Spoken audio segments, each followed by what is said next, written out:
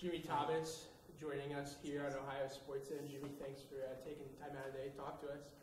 Thanks for having me. Of course, man. Before we get into hockey, how's your day been, man? How's classes? How was practice today? It's been a good semester so far. Starting to get into the more fun classes, the more upper-level classes, which is always nice. And other than that, got a couple of big exams before our big weekend here. Yeah. And good day at practice, too, is power play day, so that's always the most fun day of the week. Yeah, it's a fun day to be a goalie, I would imagine. Oh, yeah, you know, see what you can do out there. Yeah. Well, before we start getting into this weekend, I want to talk about how you first got into hockey. So, how did you get into hockey? How old were you when you started to play? How did you pick up the game? When I was 4 years old, my godfather, who actually lives in Columbus, gave me a stick one day. I didn't know anything about it, neither did my family, but he always had season tickets to the Blue Jackets. Yeah. So he'd take us to a couple of games down there whenever we'd go to visit, and he gave me a stick, and I just started playing in my basement. And I turned my unfinished basement, into a little hockey rink. And I remember the day my dad finished the basement, I didn't talk to him for a week. I said, "Dad, you ruined my hockey rink." But it was all worth it, but it was fun. It's always been a part of your life, I guess you'd say, ever since 4? Yeah, ever since I was 4 or 5, I've been playing hockey just about every week since then. So. Did you always want to be a goalie? Did you ever play any other positions, or did you flock towards goalie, from a really young age? When I started out, I was probably forward until about 8, 9, or 10 years old. And then all the dads were talking. I was always a really defensive player. I don't know if I was defense or forward, but I'd never liked people behind me. So I'd always stay around the goal and try to keep everyone in front of me. Said, "Hey, Jim, if you don't want anyone behind you, why don't you just play goalie?"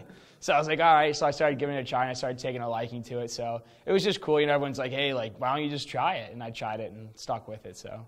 I asked you that because every weekend Shane and I are talking about how comfortable you are playing the puck out of the crease. We get a chance to watch a lot of these games, and you notice a lot of these goalies don't really venture far from the crease, or if they do, it turns into a sticky situation. You're quite the opposite of that. You're playing the puck out of the crease, teeing it up, acting like a third defenseman, game in and game out. So how did you get so comfortable leaving the crease, playing the puck away from the net?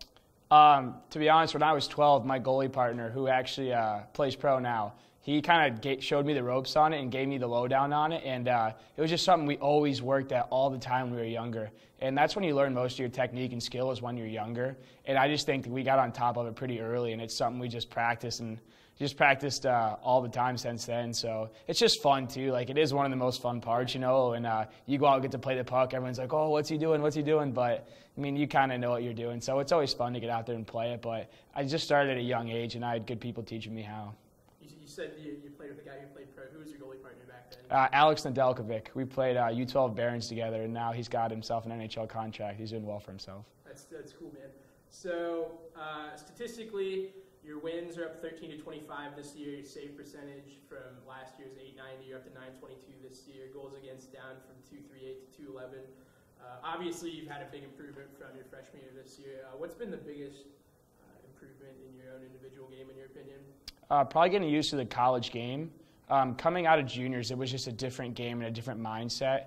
It was more strategical and positional back then, and now it's college hockey. It's a run and gun kind of system. Everyone's coming at you quicker than you think, and you just got to get adjusted. You're playing with people who could be 4 or 5 years older than you, and just the adjustments and being a freshman and getting back into the school life. Because you don't do school or go to school when you're playing junior hockey. So you got to get used to going to school, managing that life with your hockey life again. So it's just interesting take to get back into that. So you played 2,000 plus minutes this season, leads the nation. I think your consecutive start numbers, it's something like 34 now. What's the secret to staying healthy and being able to play so much and last through the entire ACHA regular season? Definitely the recovery. We have a great training program and a great AT staff that helps us recover every Sunday. They're great at what they do. They got all the newest and latest technology, and they like to test it too. So it's always fun hanging out with them and doing that with them. But you definitely got to stay on your game, and you really got to take care of yourself if you're playing big minutes every weekend. Do you have any superstitions or pregame rituals that you participate in?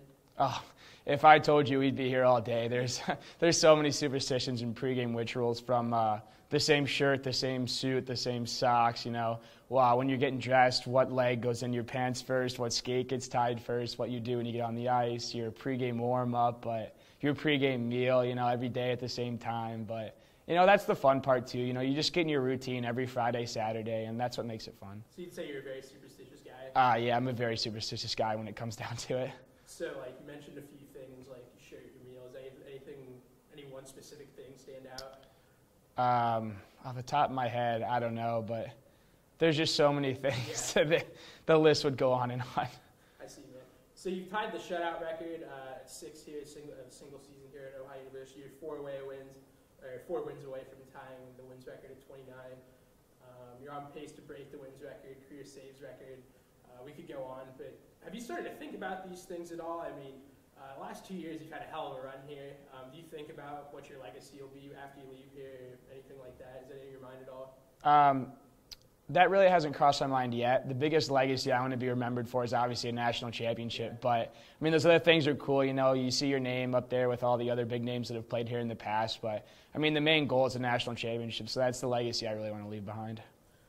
Moving forward to this weekend, you guys have Illinois on Saturday for your guys' first game of the CSCHL tournament. Last time out, you guys lost in overtime to them. Tom got ejected. You guys are playing with 4 defensemen in overtime that game. A lot of the guys were gassed. How do you feel about the matchup going in against Illinois? Anytime you play a CSCHL opponent, it's a physical, rough game, but that's what we look forward to. Like, that's how we get into games. And we're actually getting a lot of our players who have been injured and out for a while back. So seeing all the boys back in action this weekend is going to be something special. Yeah, definitely agree. We'll have seen you guys at full strength. Assuming a win over Illinois, not to get too ahead of ourselves here, but let's say you guys do beat Illinois. You guys are playing the winner of Lindenwood and Robert Morris in Iowa State. Last time out against Lindenwood, you guys were on the road. You guys got swept. Tough weekend for you guys. Are you kind of hoping you get another shot against Lindenwood, get the monkey off your back, so to speak?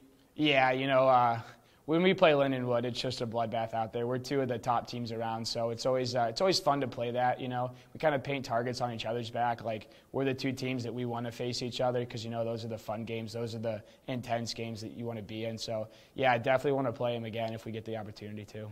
Last question, hardest one for you, I'll be honest with you. What's something people don't know about Jimmy Thomas? Do you have a secret hobby, secret talent, anything like that?